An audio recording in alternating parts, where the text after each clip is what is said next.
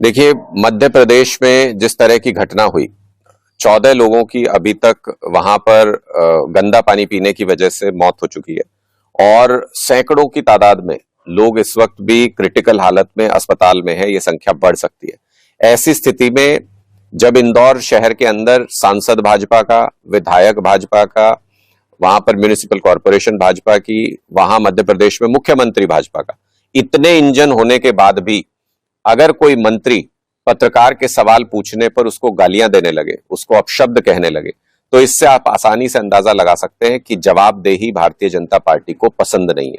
लोकतंत्र के अंदर भारतीय जनता पार्टी किसी भी तरीके से चुनाव जीत के और तानाशाही तरीके से सरकार चलाना चाहती है।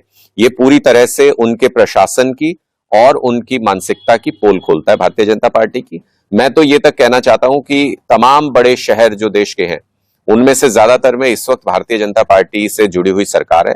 चाहे वो महाराष्ट्र मुंबई हो, चाहे वो दिल्ली हो, इन तमाम जगहों पे भारतीय जनता पार्टी की सरकार है।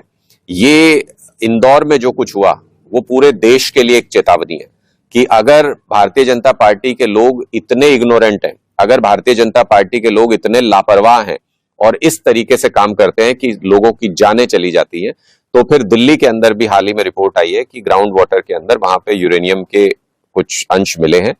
क्या वहां के वाटर ट्रीटमेंट सिस्टम के अंदर ये कैपेबिलिटी है कि वो यूरेनियम को डिटेक्ट कर सके या ट्रीट कर सके?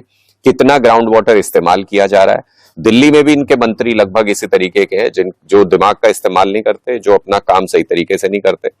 और हाल ही में देखा कि टीचर्स की ड्यूटी उन्होंने कुत्तों को गिनने में लगा दी दिल्ली के अंदर। तो ऐसी लापरवाह सरकार दिल्ली के अंदर भी है। ये हमारे लिए एक चेताने वाला इंसिडेंट है कि इससे सावधानी लेके दिल्ली के अंदर भी तमाम सीवेज की, पानी की व्यवस्था की जांच होनी चाहिए सही तरीके से, और उसको अभी समय रहते संभाल लेना चाहिए, वरना बाद में भारतीय जनता पार्टी के लोग ना तो जवाब देते हैं और गाली अलग से देते हैं जो इनसे सवाल पूछता है उनको। अच्छा सर, जिस तरह से बंगाल